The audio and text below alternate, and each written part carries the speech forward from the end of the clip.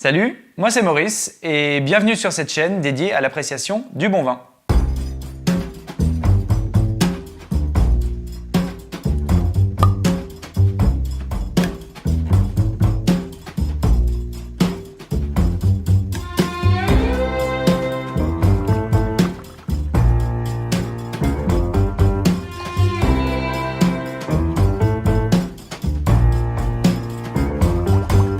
Pour démarrer cette série de vidéos, je me sens un petit peu obligé de poser les bases de la dégustation. Car sans planter de bâton, adieu les joies du ski, et pas de saut en parachute sans entraînement préalable.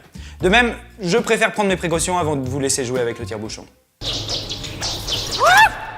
Dans l'épisode 1, nous allons simplement nous demander pourquoi les œnophiles font tant de cinéma quand arrive l'heure de l'apéro, alors qu'il est strictement interdit de jouer avec la nourriture. Puis nous verrons une à une les étapes de la dégustation dans un épisode qui lui sera dédié. De prime abord, le sujet peut sembler un peu rébarbatif, mais j'espère pouvoir vous prouver en quelques épisodes que c'est encore le meilleur moyen de prendre son pied. Son verre à pied. Mais commençons par expliquer le pourquoi du comment. Pourquoi déguste-t-on le vin? Je veux dire, d'où vient cette idée saugrenue de philosopher sur la nourriture avant de l'ingérer? A-t-on déjà vu par exemple des clubs de dégustation d'omelettes ou des amateurs qui recrachent leur yaourt grec?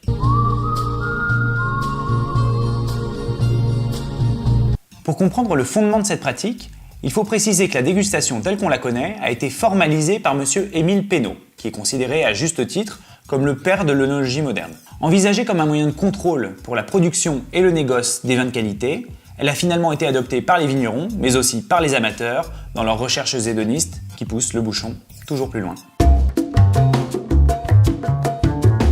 Mais ce n'est pas sans faire écho à la manière dont les Grecs eux-mêmes, pionniers de la viticulture, célébraient ce breuvage enivrant. En ces temps plutôt spartiates, sans iTunes ni Villeroy Bosch, ils confectionnaient tout un bordel de contenants, peints ou sculptés, de l'amphore monumentale à la coupe en argile, dédiée à la seule appréciation du vin. Et puisqu'on parle de philosopher, je dois préciser que Platon et Aristote ont tous deux disserté sur la manière d'apprécier un vin. You sack of wine. Si le vin est parfois mis sur un piédestal à l'instar d'autres produits d'exception tels que l'huile d'olive, le thé ou le chocolat, c'est à mon avis du fait de son caractère sacré et unique. Denrée marchande de référence depuis l'Antiquité, il a la particularité de bien se conserver dans les cales des navires, d'évoluer de sa création à sa consommation et de nous faire dire des conneries le samedi soir. Mais avec beaucoup d'aplomb. Et son plus grand attrait, c'est sans doute sa rareté. Nous irons plus en détail au fil des vidéos. Mais en deux mots, le fait que certains vins soient si recherchés vient de l'impossibilité de reproduire le même vin sur la parcelle B que sur la parcelle A, parfois à quelques centaines de mètres de différence. Et même de reproduire le même vin sur la même parcelle d'une année à l'autre. Combinez avec ça le fait que le vin est un produit vivant qui ne cesse d'évoluer en bouteille, et vous vous rendrez compte que chaque coup de tire-bouchon devrait en fait être une expérience unique.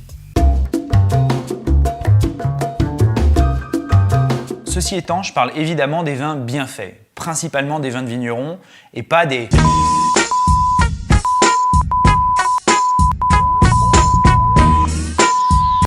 de la World Wine Industry. Ah non, ça c'est pas nous, faut pas déconner non plus. Et pour finir avec mes nerderies, j'ajouterais que ce serait pas plus mal si on prêtait autant d'attention à tout ce qu'on se met dans le gosier qu'on le fait avec le vin. Il nous faudrait juste des pauses déjeuner de 3h30. Ce serait bon pour la digestion. Du reste, c'est l'objet de cette chaîne. Buvons moins, mais buvons mieux.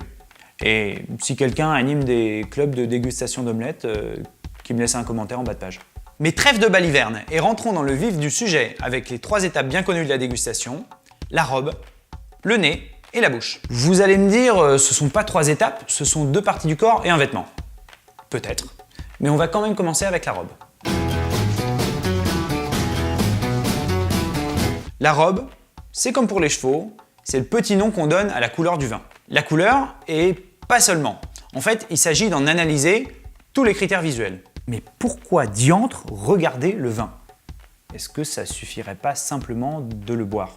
Je vous rassure, le but ultime reste encore de le boire, même si dans les dégustations professionnelles, on crache. Mais étant donné que les êtres humains ont la vue plus développée que n'importe quel autre sens, il serait dommage de s'en priver pour comprendre ce qu'on a dans le verre. Si on y réfléchit, on exerce un contrôle visuel sur à peu près tout ce qu'on mange. Dans la vitrine d'une boulangerie, on observe avec envie les plis du feuilletage pour choisir son croissant ou son chausson aux pommes. Chez le fromager, on regarde si le camembert et crémeux ou bien fait, selon comment on le préfère. Et pour le vin, surprise.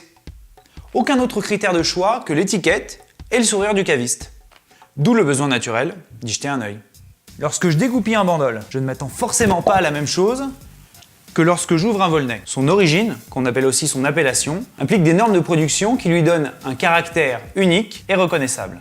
Si mon bandol de Provence et mon Volnay de Bourgogne avaient la même robe, j'en déduirais vite que l'un des deux a un problème.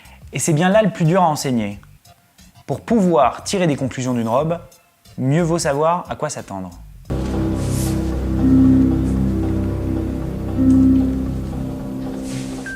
C'est pourquoi je vous proposerai, dès le prochain épisode, une grille de lecture élémentaire à partir des principaux critères d'observation. La couleur, l'opacité et la transparence, la viscosité, la brillance. J'espère que cette petite introduction vous aura donné envie d'aller plus loin dans la dégustation. D'ici là, portez-vous bien et buvez bon. To new discoveries.